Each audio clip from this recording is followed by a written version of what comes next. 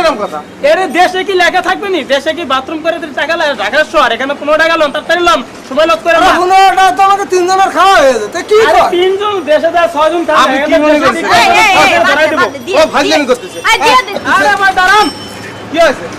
ঢাকার শহর আসলেন কোন দিন? নতুন আসলে পুলিশের ধরাই দেবো আমরা। পুলিশে ধরে নিয়ে যাবো। দেন দেন তাড়াতাড়ি করো। আচ্ছা দিয়ে দে।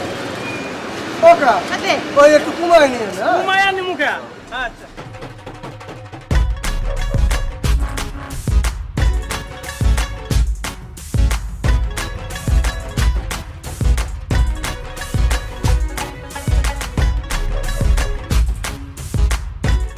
ওই একটা